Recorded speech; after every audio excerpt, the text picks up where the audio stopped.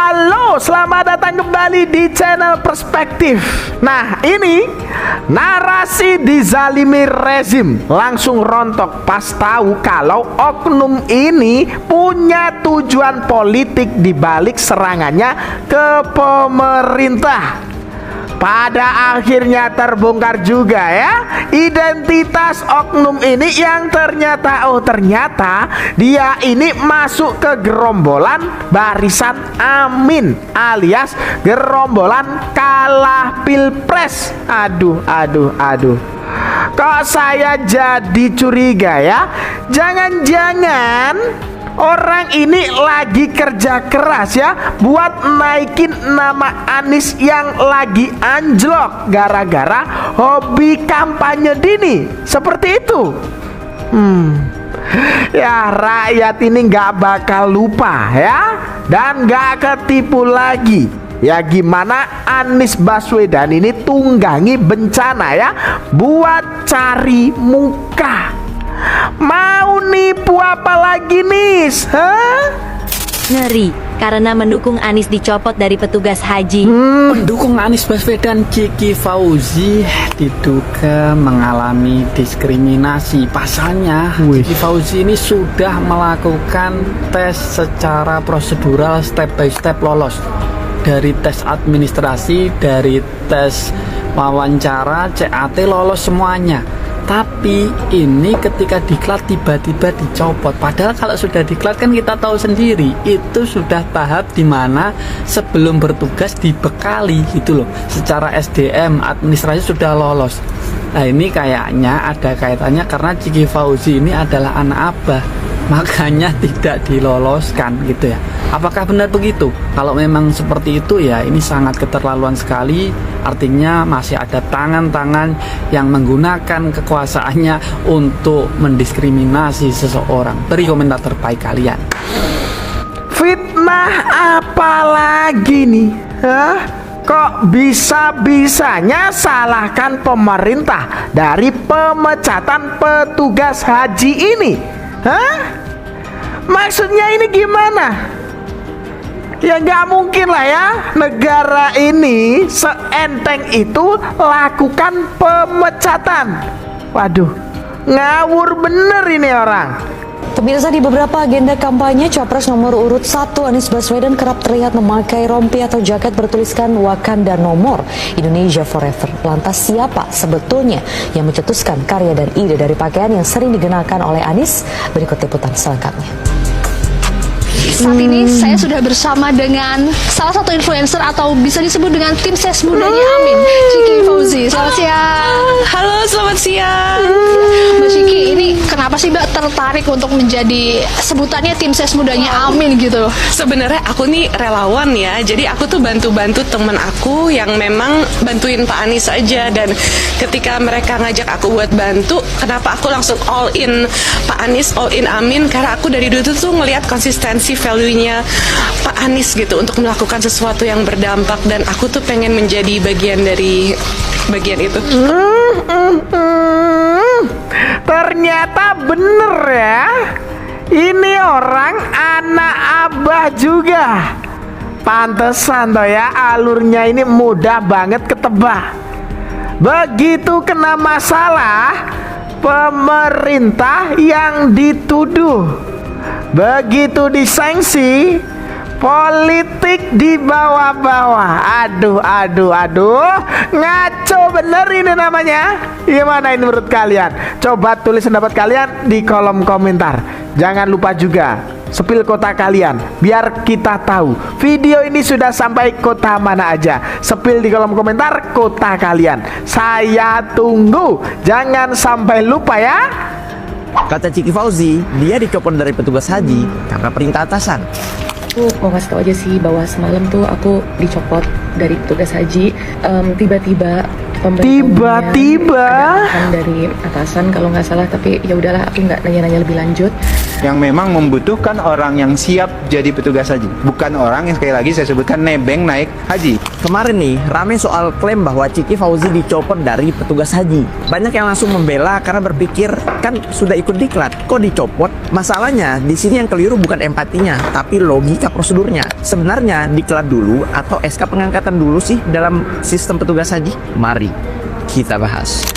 Pertama, dalam sistem petugas haji, urutannya itu seleksi, diklat, evaluasi, baru SK. Diklat itu bukan pengangkatan, tapi bagian dari seleksi lanjutan. Artinya, ikut diklat nggak sama dengan jadi petugas. Gugur setelah diklat nggak sama dengan dicopot. Dan tanpa SK nggak sama dengan pernah menjabat. Istilah dicopot hanya sah kalau sebelumnya Ciki ini ada SK penugasan. Kalau SK aja belum ada, yang terjadi bukan pencopotan, tapi belum ditetapkan. Biar kita sama-sama paham. Kedua, petugas haji itu apa sih fungsinya? Nah, petugas haji itu bukan jemaah dan bukan sedang mengejar ibadah pribadi. Tugas utamanya adalah membimbing jemaah, melayani jemaah, mengurus semua kebutuhan jemaah. Bahkan banyak petugas yang tidak menjalankan rukun haji secara penuh. Karena apa?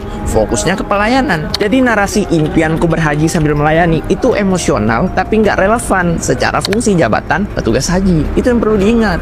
Ketiga, soal jalur seleksi. Publik ramai menyebut nih salah satu mbak-mbak ini, jalur penunjukan langsung dan hati aja dia nggak lolos dan seterusnya. Ya kalian baca sendiri lah. Tapi dalam PPIH ada yang namanya formasi wajib CAT, ada formasi penugasan, semuanya sah asalkan transparan dan ada SK. Jadi yang perlu ditanyakan itu bukan perasaannya, bukan emosinya, bukan saya dicopot karena atasan siapa atas yang ngomong kayak gitu. Buktikan, tunjukkan.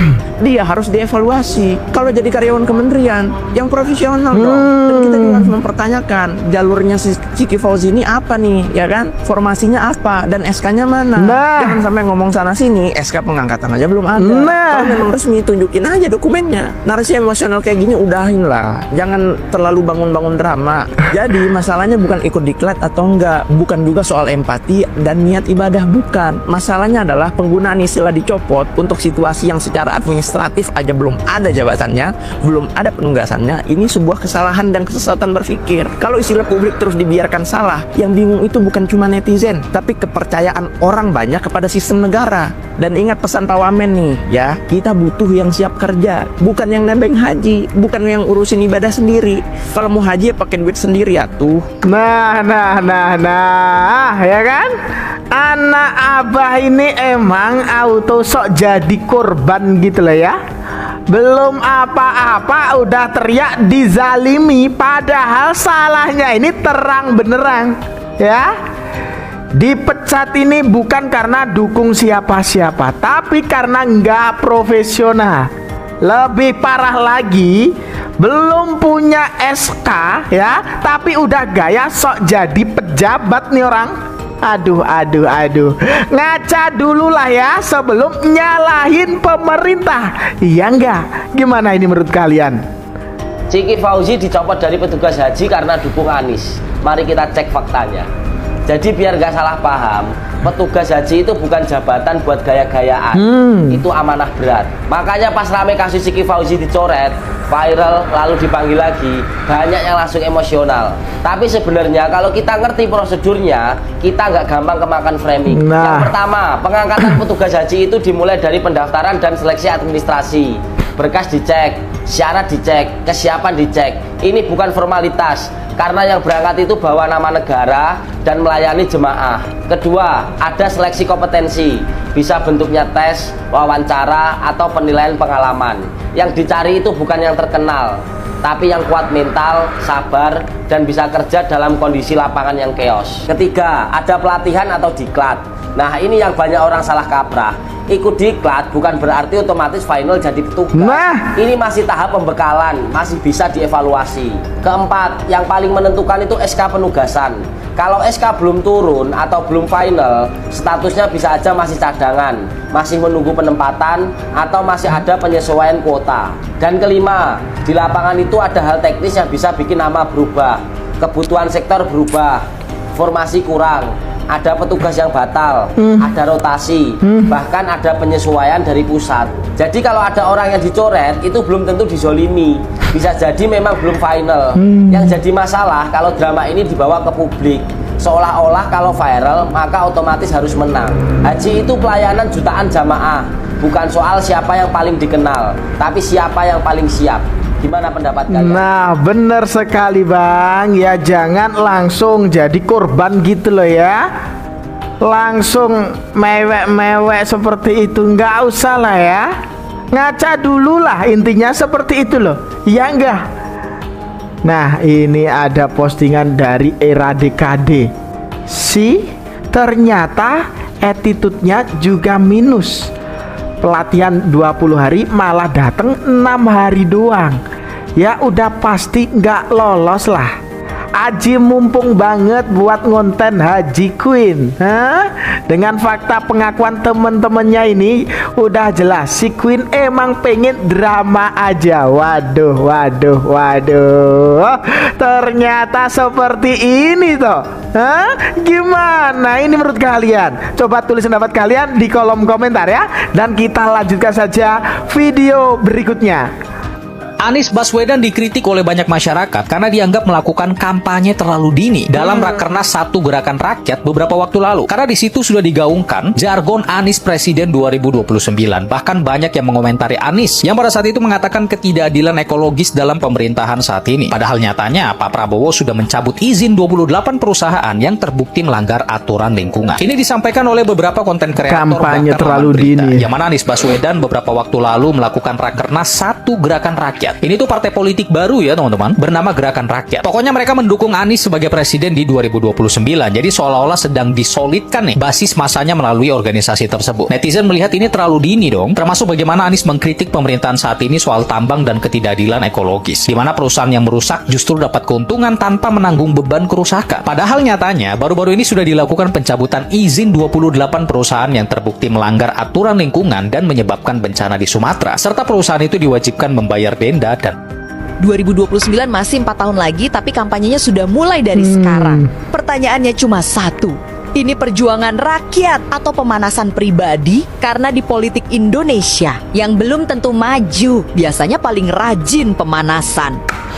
Apa jangan-jangan anak abah ini tadi ya lagi bantuin abahnya, yaitu Abah Anies Baswedan buat nyari panggung ya? Ya soalnya belakangan ini Abah Anies Baswedan ini dikritik rakyat ya, gara-gara kampanye terlalu dini. Bahkan ya kelihatannya ini sampai menunggangi bencana segala. Waduh.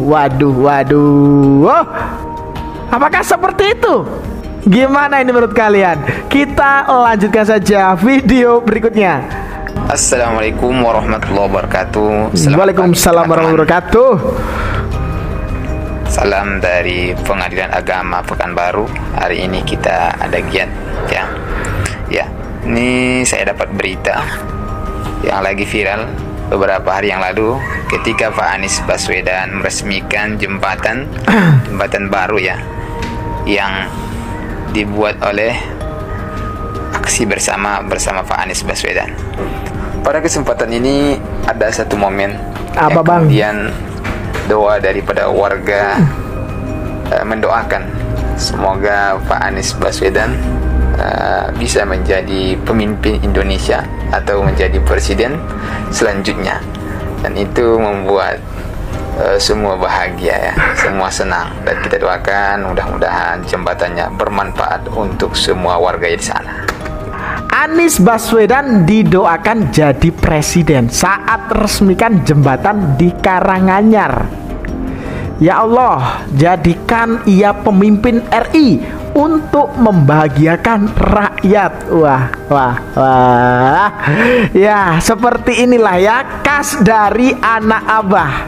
Baru ngecat jembatan aja langsung didoain jadi presiden. Waduh. Gimana ini menurut kalian? Ini halunya udah ketinggian belum? Oh ini. Yes, itu settingan apa ini? Banget. Kalau abah itu semuanya settingan. Dari jauh udah ada ibu-ibu udah pada di ujung jembatan udah pada antri berjalan dengan jilbab, semuanya berjilbab warna ungu dengan baju yang rapi, membawa apa, sayur-sayuran. Itu petani atau petani. Settingannya mantep. Kalau abah kemana-mana, abah ini kalau pergi kemana-mana pasti settingannya. Iya ya, kelihatannya ini settingannya ini ya, gimana ya? Kelihatan banget gitu loh, iya enggak? Aduh. Mengenai partai baru Anies ini bagaimana Kang Jung? Ini kayak mainan saya lihat ini. Mainan? Kayak anekdot. Aduh. Jadi lolos belum? Tapi bukan lolos dulu dong. Lolos kemana? Parlemen. Kan bukan itu dulu, kan harus daftar dulu, verifikasi. Iya. Tapi nggak apa-apa lah sebagai pemanis. Ya kan? Jangan nggak daripada tenggelam dia. Ya kan? Karena dia merasa masih punya masa. Si Abah ini kan masih ambisinya masih kuat. Biarkan aja. Biarkan bersaing, biarkan aja, biarkan alam, biarkan masyarakat Indonesia yang menilai. Itu. Jadi ya, bebas-bebas aja kok. Dan dia sebagai warga negara. Tapi yang saya lihat itu dicemoohin itu banyak yang cemooh. Sebagai warga negara Indonesia punya hak. Betul. Mendirikan partai, mau jadi capres, mau jadi apa aja silakan. Ya. Selama tidak melanggar hukum dan konstitusi. Ya. Kan itu. Betul. Nah, jadi soal menangnya nanti urusan lain lah. Urusan lain lah. Ya. Tapi yang penting tampil dulu. Apakah nanti bisa masuk parlemen atau tidak, juga soal lain. Tapi kan sekarang threshold sudah dikosongkan oleh MK. Tinggal DPR mau nggak? Ya, ini tadi ya, apalagi Ketua Umum Perjuangan Rakyat Nusantara Kanjeng Pangeran Norman nyentil telak ini ya. Partai Gerakan Rakyat ya, itu pendukungnya Abah Anies Baswedan itu kayak mainan katanya. Waduh. Kok sampai seperti itu ya? Gimana ini menurut kalian? Coba tulis pendapat kalian di kolom komentar ya. Kita lanjutkan saja video berikutnya. Kata Ciki Fauzi, negara memusuhi relawan. Oh, sekarang ternyata civil society itu bisa bekerja lebih becus dari para elit politik di negara kita. Ketika birokrasi itu takes time, takes long, tapi ada nyawa yang berlomba-lomba dengan waktu harus diselamatkan. Jadi jangan dimusuhin relawan. Belakangan ini ada narasi nih di media sosial yang bilang relawan dan NGO jangan dimusuhin. Kita harus bersatu. Secara kalimat ini terdengar baik, bagus. Tapi kalau kita dengar sampai tuntas dari awal sampai akhir, framingnya justru bikin bingung. Pertanyaannya, beneran mau bersatu atau mau bilang NGO dan civil society lebih becus dari negara? Mari kita bahas. Pertama, soal klaim pemerintah memusuhi relawan. Pertanyaannya sederhana, buktinya di mana? Ada nggak buktinya? Bisa nggak ditunjukkan ke publik? Beda pendapat, beda sikap kebijakan, bahkan kritik keras itu bukan permusuhan, Mbak. Dalam negara demokrasi, konflik kebijakan itu wajar, bukan tanda kebencian kok. Bukan kemudian pernyataan yang salah dari pemerintah kemudian dianggap benci dan lain sebagainya. Nggak gitu dong, nggak sesederhana itu. Kedua, soal ajakan kita harus bersatu nih, yang Mbak bilang di sini. Nah, ini jadi aneh ketika di saat yang sama dibangun narasi bahwa NGO dan civil society lebih becus bekerja dibanding negara. Kalau negara selalu digambarkan gagal, lamban, nggak becus, kamu sedang membantah pernyataanmu sendiri, Mbak. Karena itu bukan persatuan, itu adu superioritas moral ya. Ketiga nih, kita lurusin ya perannya biar Mbak paham nih, katanya kan udah bertahun-tahun di NGO ya kan. NGO itu cepat, fleksibel, fokus kasus, tidak terikat mandat nasional. Sedangkan negara nih Mbak, terikat hukum, harus akuntabel, skalanya nasional, dan setiap keputusannya berdampak ke jutaan orang. Kalau NGO lebih cepat di satu titik krisis, itu normal, bukan karena negara gagal. Membandingkan keduanya, seolah lomba kerja itu perbandingan yang salah konteks. Keempat, kritik boleh, tapi delegitimasi itu sangat bahaya, Mbak. Kritik negara itu sehat kok, tapi ketika narasinya berubah menjadi negara salah, terus NGO selalu benar, civil society lebih layak dipercaya, itu bukan kritik lagi, itu melemahkan institusi publik. Ya, ini loh ya, bukan sebuah kebetulan ya kan, kalau ternyata anak Abah satu ini sering buat narasi provokatif dan negatif pada pemerintahnya Bapak Prabowo Subianto. Kata dia, negara memusuhi relawan saat bencana Aceh. Hah? Aduh. Buktinya apa, Mbak? Jangan asal nyeplos saja itu mulut. Nah, hari ini ada 3 keresahan besar rakyat. Apa itu? Urusan makan, urusan kerja, urusan masa depan. Di dapur banyak keluarga hari ini, lauk terasa makin tipis. Harga beras mahal. Lauk, transport, sekolah, biaya pendidikan, biaya kesehatan, semua terasa menekan. Tapi di sisi lain, laporan-laporan ekonomi mengatakan dan bunyinya bagus-bagus. Jurangnya ada di sini nih. Ini jurangnya nih. Apa yang terjadi? Angka di atas nampak tumbuh, tapi di bawah merasa was-was. Negara sudah saatnya kembali memihak dapur-dapur rumah tangga, bukan memihak mereka yang berada dalam kemegahan podium-podium yang ada di sini. Provokator ulung nih bos, senggol dong ya. Setiap hari kerjanya cuma menghasut masyarakat supaya benci pemerintah. Pantesan tuh ya, kelakuan anaknya ya kayak seperti itu. Abahnya ya kelakuannya lebih parah ternyata. Buah jatuh nggak jauh dari pohonnya, apalagi kalau pohonnya udah berisik dari awal seperti ini. Gimana ini menurut kalian? Coba tulis pendapat kalian di kolom komentar ya. Dan itu tadi sedikit informasi yang dapat saya sampaikan dalam video kali ini. Jangan lupa subscribe channel Perspektif, dan jangan lupa juga share video ini ke grup-grup WhatsApp atau yang lainnya itu. Ada kurang lebihnya saya mohon maaf ya. Sekian dari saya. Terima kasih.